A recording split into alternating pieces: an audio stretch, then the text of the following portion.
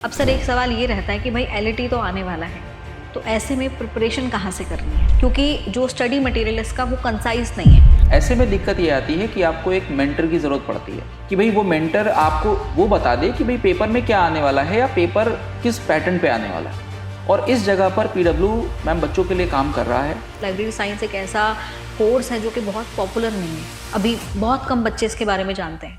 तो क्या आप बच्चों को बता सकते हैं कि आफ्टर 12th वो इसे एज अ कैरियर ऑप्शन भी ले सकते हैं? यहाँ पर एज एन टीचर हम लोग इस चीज़ से बहुत डील करते हैं कि मैं तो बहुत एवरेज हूँ सर, मैं तो पढ़ ही नहीं पाता, मैं तो सर 8 घंटे नहीं बैठ पाता।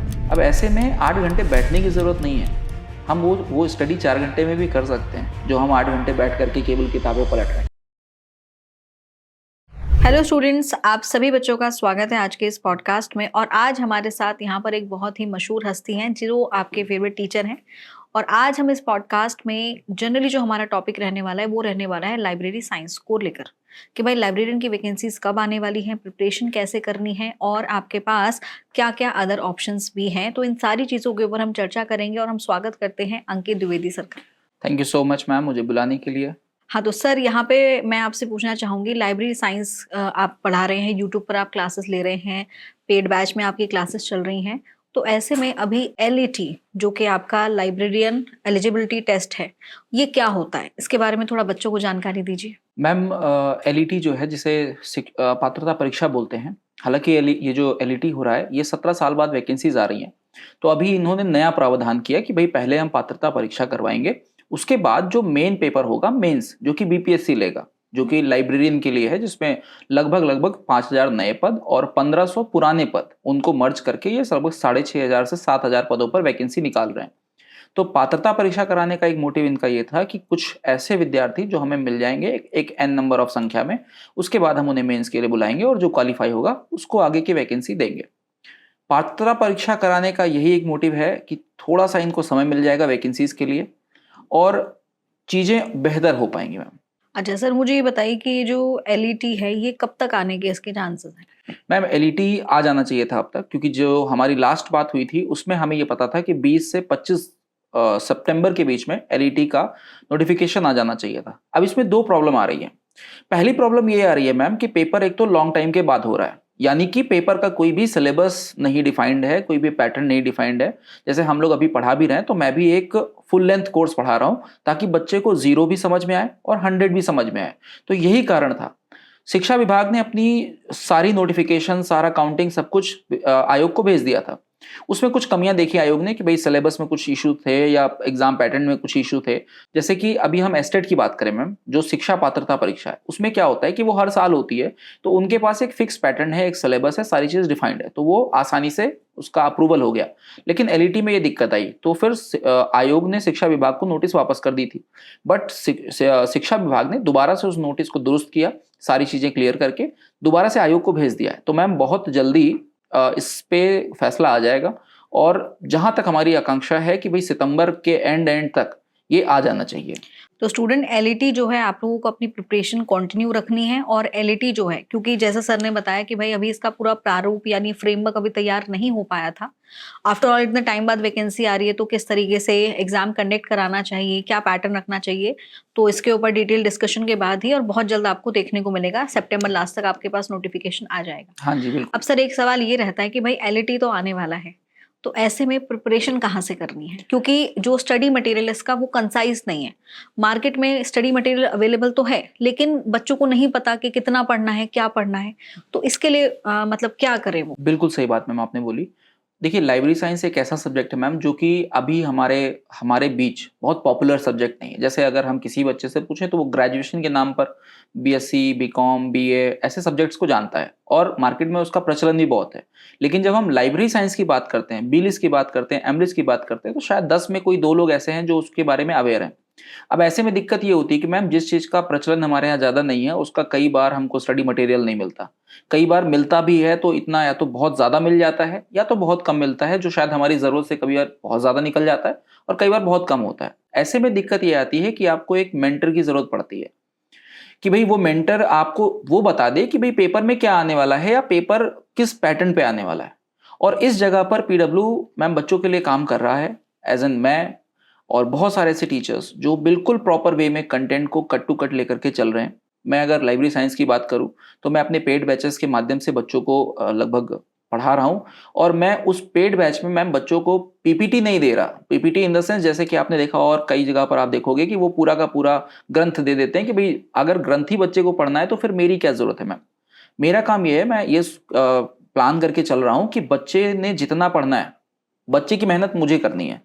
मैं 4 किताबें पढ़ रहा हूँ, 6 किताबें पढ़ रहा हूँ, 4 आर्टिकल्स पढ़ रहा हूँ, उसको मर्ज कर रहा हूँ, और फिर जो एग्जैक्ट कंटेंट बच्चे को जरूरी है जो उसी पेपर में मिल जाएगा और उसका समय बच जाए। क्योंकि मैम आप सभी जानते हो, आप भी पढ़ा रहे हो, तो केवल एक सब्जेक्ट तो बच्चे को पढ़ना नहीं है, राइट, और भी सब्जेक्ट बच्चे को पढ़ने हैं। तो अगर हम कम समय में बच्चे को ज्यादा चीज दे दें तो बच्चे के लिए बेहतर है। तो पीडब्ल्यू मैम इस पर बहुत काम कर रहा है। अभी हम एक नया बैच भी लेकर के आ रहे हैं, टारगेट 2.0 बैच, जिसमें हम जीरो से मतलब लाइव बैच स्टार्ट कर रहे हैं प्रॉपर बच्चों को पढ़ाने के लिए, लाइब्रेरी साइंस के लिए। सर इसका प्राइस का भी आइडिया है आपको? मैम प्राइस अभी हम लोगों ने बहुत मिनिमम रखा है, क्योंकि जैसे हमारा ये लक्ष्य है कि भाई बच्चे को सस्ते में अच्छी शिक्षा मिल जाए, बेहतर शिक्षा मिल जाए। तो बैच का प्राइस तो मैम 899 हमने डिसाइड किया है, जो कि लोएस्ट प्राइस है पूरे के पूरे इंडस्ट्री में, लोएस्ट प्राइस है। और बच्चा इसमें भी अगर बच्चे को प्रॉब्लम होती है तो हमने, अभी नवरात्रि चल रही है, देवियों का प्रसाद हम लोगों को मिलना चाहिए, नवरात्रि का प्रसाद, और ये पूरा मंथ फेस्टिवल का ही है। तो हम बच्चों को एक NAV10 करके एक कोड दे रहे हैं। अगर बच्चा लगाता है तो 10% का डिस्काउंट मैम और मिल जाएगा बच्चे को। तो तैयारी सस्ते में लेकिन बढ़िया। हाँ, तो स्टूडेंट्स अगर आप लोग प्रिपरेशन करना चाहते हैं, लाइव क्लासेस के साथ कनेक्ट होना चाहते हैं, क्योंकि लाइव क्लासेस का बेनिफिट ये होता है कि अगर ऑन द स्पॉट आपको कोई डाउट है तो अपने टीचर से आप ऑन द स्पॉट पूछ सकते हैं, तो ये बेनिफिट मिलता है आपको। तो आप इस बैच के साथ जरूर जुड़ें, और बैच का प्राइस बहुत ही मिनिमम अमाउंट पर है, जैसे कि सर ने कहा।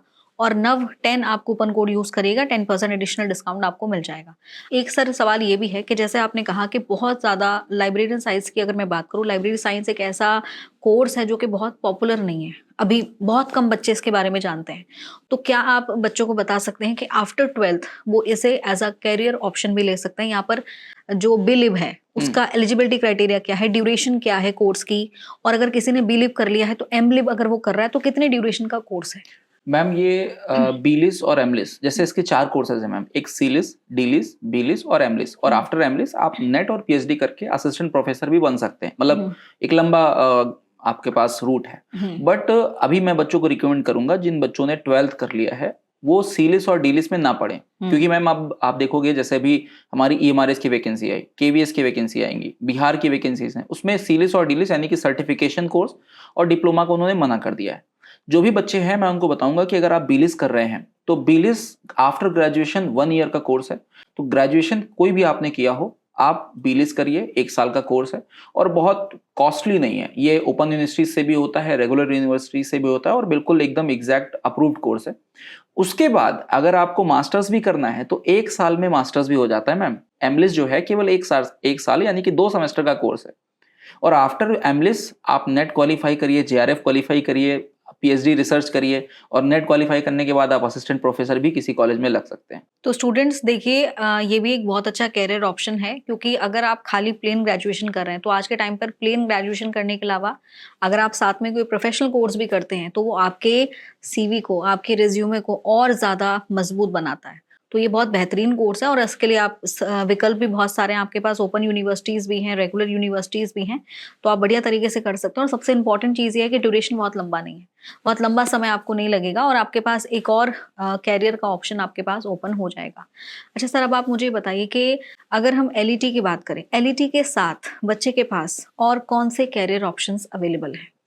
मैम देखिए, अभी मैं अपने बच्चों को भी बताता हूँ, क्लासेस में भी बताता हूँ, आपको भी मैं बता देता हूँ, जो बच्चे इस पॉडकास्ट को देखेंगे उनको भी मैं बता देता हूँ कि देखिए, आप LET की तैयारी कर रहे हैं और LET की तैयारी के साथ साथ उसको छोड़ना नहीं है, बिल्कुल भी आपको इधर उधर नहीं जाना है। LET के साथ साथ EMRS की वैकेंसीज आपके लिए आ चुकी हैं, ठीक है, उसमें लाइब्रेरियन की वैकेंसीज आ चुकी हैं, और सिलेबस डिट्टो सेम है जो मैं आपको पढ़ा रहा हूँ, सेम डिट्टो सिलेबस है, 5 यूनिट आती है, उसको आपको पढ़ लेना है और मेंस आपका आराम से हो जाएगा मैम।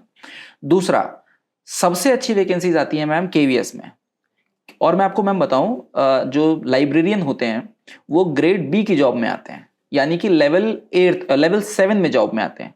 पीजीटी का जो टीचर होता है वो मैम लेवल 8 में आता है और लाइब्रेरियन यानी कि टीजीटी की वैकेंसी है।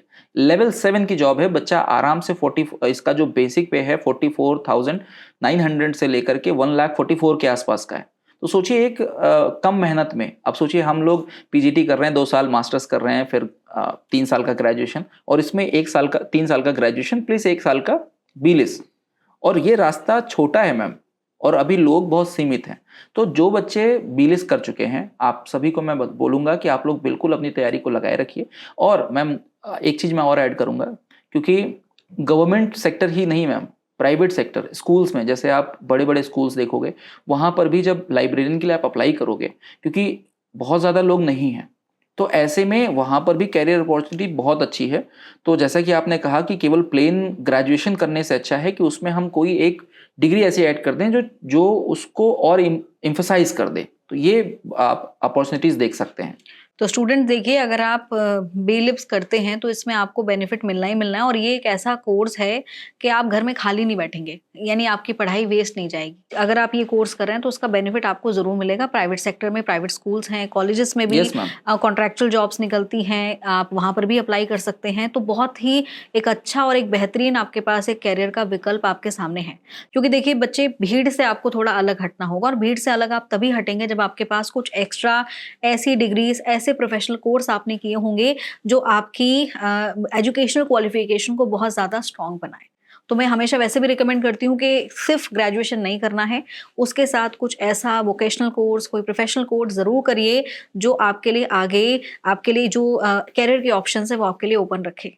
अब सर मुझे ये बताइए कि बच्चे तैयारी तो कर रहे हैं, कोर्सेज भी हमारे आ चुके हैं, अब ऐसे में एग्ज़ाम जो नोटिफिकेशन है बहुत जल्द हमें देखने को मिल ही जाएगा। तो अब ये है कि बच्चे जो लोग कोर्स के साथ जुड़ चुके हैं, आप उनको लास्ट में ये बता दीजिए कि भाई तैयारी का एक मंत्र क्या है? मैम तैयारी का एक ही मंत्र है, रेगुलर रहना और रेगुलस रहना। यही 2 चीजें ऐसी हैं जो आपको कभी भी, जैसे मैम होता है ना कि हम पहले मूवीज देखते थे जिसमें राजा महाराजा युद्ध करते थे, तो युद्ध वही जीतता था जिसका अभ्यास लगातार चलता था, जिसकी तलवारें लगातार यूज में रहती थी। जो महाराजा राजा बैठे होते थे कि अरे हमारे ऊपर कौन आक्रमण करेगा, और अंत में जब आक्रमण होता था तो वो संभल नहीं पाते थे।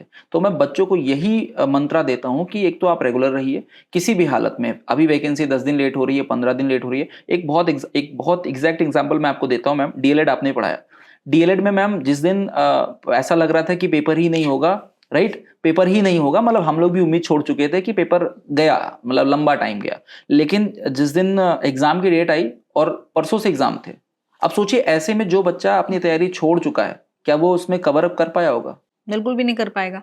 तो बेटा वही चीज है, आपको मोटिवेशन वहां नहीं लेके जा सकता जहां आपको डिसिप्लिन लेके जा सकता exactly. है। तो आप डिसिप्लिन रहिए, रेगुलर रहिए अपनी स्टडीज को लेकर, एक भी दिन का डिले नहीं होना चाहिए। और अगर एक भी दिन का डिले हो जाता है तो आप कोशिश करिए कि उसको अगले दिन कवर अप करें, क्योंकि रेगुलरिटी, सिंसियरिटी के साथ ही आप किसी एग्जाम को उसमें आप सक्सेस आपको तभी मिलेगी, अदरवाइज आप एग्जाम क्लियर नहीं कर पाओगे, क्योंकि फॉर्म तो बहुत भर रहे हैं। exactly, फॉर्म भरने वाले बहुत हैं। फॉर्म भरना बड़ी बात नहीं है, बड़ी बात है लगातार पढ़ना और पढ़ने के बाद उस एग्जाम को क्लियर करना। अच्छा, इसमें एक चीज मैं ऐड करूंगा, जैसे आपने कहा कि फॉर्म बहुत लोग भर रहे हैं, इसमें भी कई सारे बच्चे डर जाते हैं, कहते हैं अरे सर हम कैसे कर पाएंगे 5 लाख 6 लाख। तो मैं उनसे यही कहना चाहूंगा कि भाई आप जरा अपने आसपास 10-20 लोगों में देखो, कौन अपनी लाइफ को लेकर के पंचुअल है। कितने लोग ऐसे हैं जो आज सुबह उन्होंने प्लान बनाया कि मैं 10 घंटे पढ़ूंगा, तो वो 10 घंटे पढ़ रहे हैं और रेगुलर पढ़ रहे हैं। आज 10 घंटे पढ़ लिया, कल पढ़ लिया, परसों कहते हैं ठीक है 2 दिन तो 20 घंटे पढ़ लिया, आज चलो 5 ही घंटे पढ़ते हैं, थोड़ा घूम के आ जाते हैं। तो भीड़ बिल्कुल भी नहीं है बेटा, जो रियल भीड़ है वो नहीं है। रियल भीड़ में घुसना ही नहीं है आपको वही जैसे मैम ने बोला कि सिंसियरिटी और डिसिप्लिन, अगर ये 2 चीजें आपके जीवन में हैं तो आप किसी भी पदक को, किसी भी पोस्ट को हासिल करने के लिए बिल्कुल आप एलिजिबल हैं। कोई बच्चा मैम, एक पॉइंट कई बार बच्चों का आता है कि हम तो बहुत एवरेज हैं, आपके सामने भी मैम आता होगा, एज एन टीचर हम लोग इस चीज़ से बहुत डील करते हैं कि मैं तो बहुत एवरेज हूँ सर, मैं तो पढ़ ही नहीं पाता, मैं तो सर 8 घंटे नहीं बैठ पाता। अब ऐसे में 8 घंटे बैठने की ज़रूरत नहीं है, हम वो स्टडी 4 घंटे में भी कर सकते हैं जो हम 8 घंटे बैठ करके केवल किताबें पलट रहे हैं। यानी कि माइंड डिस्ट्रैक्ट होकर के पढ़ने से अच्छा है जीवन में खूब हंसो खेलो सब कुछ करो, लेकिन स्टडी के लिए जो जगह आपने बनाई है बेटा, उस जगह पर कोई भी नहीं आना चाहिए। कोई भी मतलब कोई भी, चाहे वो फैमिली हो, फ्रेंड हो, एंजॉयमेंट हो, कुछ नहीं आना चाहिए। Study means study, nothing else. हाँ, इसमें सर मैं एक चीज़ और ऐड करना चाहूँगी कि सर ने बिल्कुल सही कहा कि जब आप पढ़ रहे हैं तो अब उस टाइम डिस्ट्रैक्शन नहीं होना चाहिए, चाहे वो पढ़ाई आपकी 2 घंटे की क्यों ना हो। और आज के टाइम पे एक चीज़ और है, स्मार्ट अप्रोच भी अपनानी है, ठीक है? हमें वो पुराने जो मेथड्स हैं उनको फॉलो नहीं करना है। स्मार्ट अप्रोच का मतलब है कि सिलेबस आपको पता होना चाहिए, कंसाइज़ चीज़ें आपको पता होनी चाहिए और कंसाइज़ चीज़ें के लिए आपके पास मेंटर होना चाहिए जो कि आपके सामने आपके लिए अंकित सर हैं ही। वो आपको टाइम टू टाइम मोटिवेट भी करते हैं, टाइम टू टाइम सर आपको बताते भी रहते हैं कि भाई ये विकल्प आपके लिए अच्छा है, आप इस तरीके से तैयारी करिए। तो टाइम टू टाइम सर की मेंटरशिप भी आपको मिल रही है जो कि एक बच्चे के लिए बहुत ज़रूरी होता है, एक स्टूडेंट के लिए बहुत ज़्यादा ज़रूरी होता है, गाइडेंस प्रॉपर सर आपको दे रहे हैं। तो स्मार्ट स्टडी करिए, बैचेस के साथ ज़रूर कनेक्ट होइए और आपको पता चलेगा कि बेहतर और बेहतरीन में क्या अंतर होता है। यस मैम, जो कि बिल्कुल। आप सर से पढ़ेंगे तो आपको शायद ये डिफरेंस आपको समझ में आएगा। वैसे कोर्सेज़ तो सर मार्केट में बहुत हैं और ये आपकी अपनी इच्छा है, आपकी निजी इच्छा है कि आप हमारे साथ जुड़ना चाहते हैं, नहीं जुड़ना चाहते। बट मैं एक बार ज़रूर आपसे रिक्वेस्ट करूँगी कि एक बार कोर्स के साथ ज़रूर कनेक्ट होइएगा ताकि आपको पता चले कि बेहतर और बेहतरीन में अंतर क्या होता है। इसी पे मैं 2 लाइन में आपको बताता हूँ। समुद्र में सीपियाँ मिलती हज़ार हैं, लेकिन कीमत उसी की जिसमें मोती मिल जाए। वाह!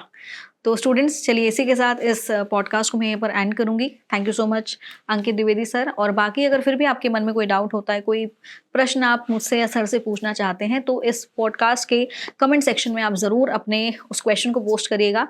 हो सकता है अगले पॉडकास्ट में आपके उसी क्वेश्चन का जवाब दिया जाए। Thank you so much ma'am. Thank you.